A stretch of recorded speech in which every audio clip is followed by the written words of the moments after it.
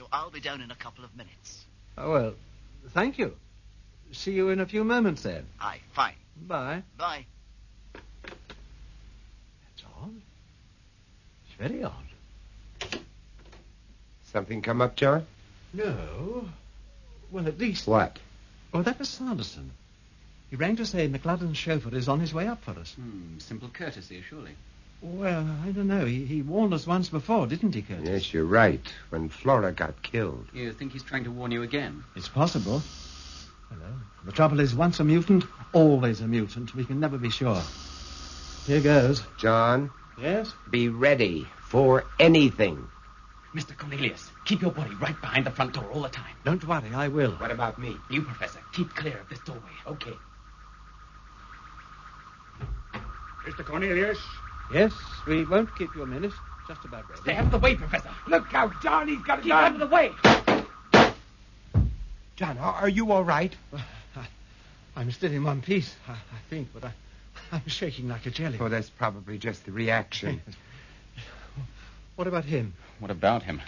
Have you ever seen him before? Yes, he was watching Sanderson's apartment this morning. And then we saw him talking to Schooler at the bank. Schooler? Yes. The preacher fellow from your island. Yeah, that's the one. Now, I wonder what brings him to town. Well, that's something else we may learn during dinner. This dinner party, where's it meant to be taking place? Well, that's Graham McLadden's. McLadden? You mean the merchant banker? Is he Oh, involved? boy, and how? Well, his chauffeur certainly was. And you're determined to go through with this dinner? Quite determined. In spite of all that's happened? Because of all that's happened. You know you could be putting your head in the lion's mouth. Well, let's hope it doesn't suffer from halitosis. Oh, I like that, John. Yeah, you're better. Do you mind if I use your phone? Oh, help yourself. What are you going to do? You'll require transport, won't you?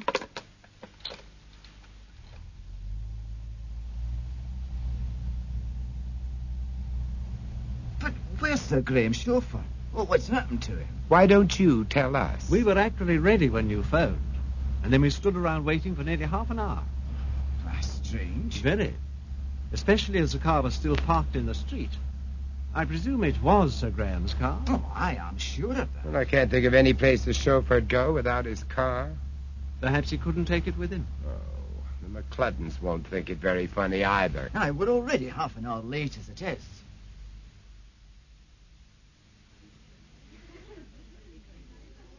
Mr. Ian Sanderson, Mr. John Cornelius, and Professor Curtis Lark. Oh, I thought you were never coming. We very nearly weren't. Well, what happened? Did the car not arrive in time? Oh, no, the car arrived. But the chauffeur didn't. Oh, well, perhaps he ran out of petrol. Now, why couldn't we have thought of that? Let me introduce you to the chief executor. Good evening, Professor. You? Reverend Schooler. Mr. Cornelius. Of course, you know my cousin Donald, don't you? Cousin? I had no idea you were related. Oh, a long way removed, I'm afraid. I'm bound to say I am surprised to see you again, Professor. Yes, I can imagine. Do you think we could all go through to dinner now? I think they're ready to serve. So what's this nonsense I hear about you wanting the Trust to sponsor some newfangled scheme on the island, Ian? Oh, it's hardly a nonsense, Minister. I want to set up a research grant as a memorial to my daughter. Oh, aye, Flora. I heard about that. Very distressing that must have been. More than you can know. Mind, that girl would have been alive today if she had been left with us on the island, where she was safe and well cared for. Flora needed treatment, Minister. She was ill. Aye, she had the island sickness. There'd been many that had it before you came poking your nose in, and none of them seemed any other worse for it. Please, Donald. Mr. Cornelius is a guest. It's a fair point, though, my dear. I mean, I suffered from it, and I came through all right. So did Ian. And so did your butler, I believe. Joshua? Yes, I think he did. Also, apparently, the entire fellowship on Louis. What makes you say that? It was the price of the ticket. What? He means that was the reason for joining the fellowship. How do you know that? From the things Flora said, and from what Sanderson has told us. Ian? Yes. And from Hugh Dexter's notebook, of course. What notebook? We found no... No what, Minister? I'm just surprised that anything could have survived that fire at Dr. Dexter's house. It didn't. We had the notebook in our pocket by then. And he told us everything he had discovered before he was so rudely taken from us. Joshua, serve some more wine, if you please. Very well, milady. What was it that this Dexter fellow discovered? Well, he discovered that, owing to some strange genetic mutation of the brain, many of the islanders, myself included, could be controlled the way a robot can be controlled by anyone with the ability to transmit instructions telepathically. Ian, what's got into you? Ian, listen to me. A man in your position must have and must keep the confidence of the general public. Whatever you believe or think you believe, you cannot afford to talk like that, even in private. I can't afford to be a slave to somebody else's ambitions. A politician must be his own master, Sir Graham. That was extremely well said. Well, I'm only a banker. I may be a bit naive about these things, but if Ian and others like him have been turned into slaves, who are you accusing of being the masters? Flora Carey, for one. Ian's daughter? Oh, but that's preposterous. Yeah, we keep coming back to that poor wee lassie, don't we? And we're going to keep coming right on back to her. She was the only flaw in the pattern, wasn't she? I must say, Professor, this is even more intriguing than your book. And a damn sight more far-fetched. Oh, no, Sir Graham. You see, we've discovered the exact genetic combination that will produce a mutant child. A slave, as you call it. What we don't know is the exact genetic combination that produces an infant controller, one of your masters. We were hoping one of you would enlighten us. Why us? Well, I suggest you direct that question to someone who breeds thoroughbreds. It's not so far removed, Sir Graham. We're talking about another form of selective breeding. Very selective, and to the point of not pairing people who might produce unwanted controllers, like Flora Carey. Only her mother ruined everything by having an affair with Ian. Ah, I've never heard such nonsense. I told you, Graham. It's not nonsense, and you both know it. In the end, it was the reason Flora had to be killed. Wasn't it, Sir Graham? What? You had one controller too many, didn't you? Aye, and now we've got a pair of meddling busybodies. That's enough, Donald. There's no point in abusing our guests. They're intelligent men, after all. They must realize their predicament by now. What predicament? Of course. Curtis, I'm sorry. I should have realized. You should indeed, Mr. Cornelius. Aye, with all your fancy training, and you couldn't work out that it might be another woman. If there's still any doubt in your minds, just watch. Listen to me. Concentrate. Concentrate. Look around you, gentlemen. Ian Sanderson, my husband, the butler. Aye, and a whole house full of servants besides. Look at them carefully. Don't you notice something strange? They're blank looks. Not one of them has a thought in his head except to carry out my instructions. Lady McLudden? Who'd have thought it? Well, you should have done, especially after Flora and my sister, Your sister? Molly Kyle. Molly Kyle was your sister? What were you trying to do, Minister? Keep it in the family? Aye, something like that, Professor. And you were just riding on her coattails. Powered by proxy.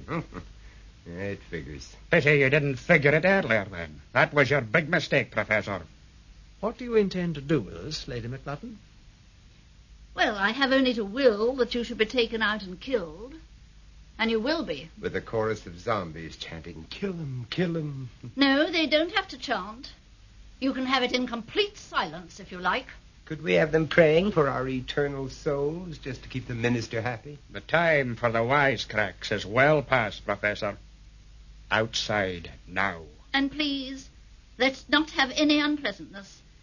It would be such a pity to ruin such a delightful and informative evening. Oh, yes, of course. And blood stains are so rough on the carpets. Precisely, Professor. I knew you'd understand. Perhaps you would precede us into the garden, please?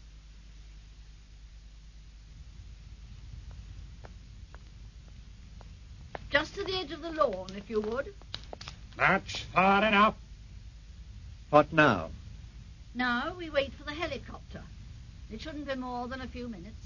The bank own an air taxi service. Sir Graham often uses it to get him to the airport. Is that where we're going? Yes, Professor. We booked a flight to New York for you. And Cornelius and Sanderson were going to see you off. We're going to see me off? Yes. Unfortunately, the helicopter crashed, killing all the passengers. What about the crew? The pilot's one of my mutants. He'll do what I will him to. You mean he'll just kill himself like some kamikaze pilot? If I want him to. Ah.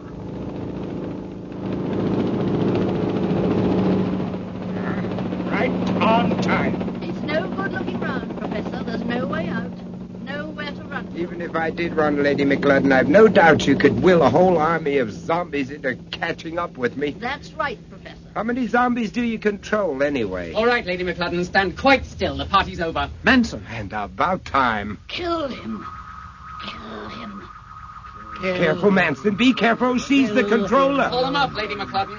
Kill him. Kill Kill him. him. Pull him up. Kill him. Kill Kill him. Kill him. Kill him. Kill him. Where am I? What's been happening? Mr. Cornelius, Professor, you all right? Fine, Manson, fine. You left it rather late. Yes, I'm sorry about that. My wife.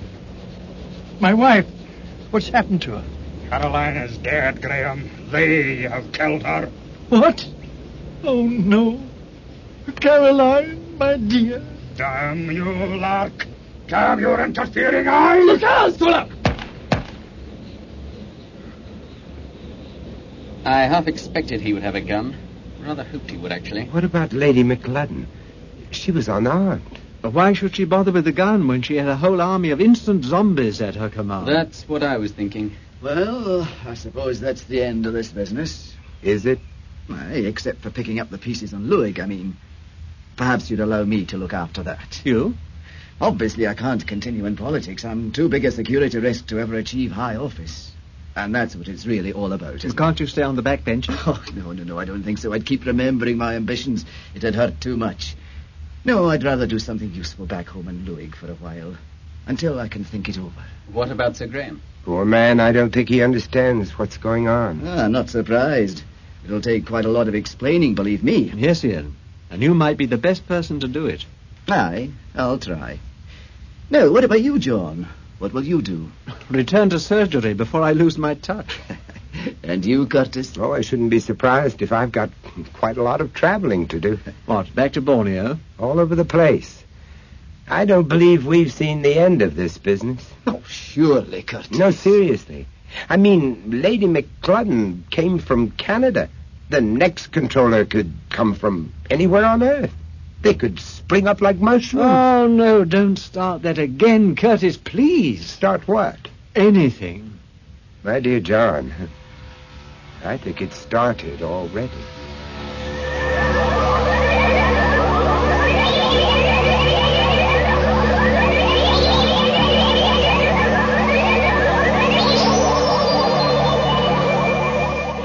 That was the final episode of Aliens in the Mind, co-starring Vincent Price as Curtis Lark and Peter Cushing as John Cornelius, with Richard Herndl as Sir Graham McLudden, Joan Benham, Lady McLudden, Fraser Carr, Ian Sanderson, Henry Stamper, Donald Scular, and Andrew Sear as Manson.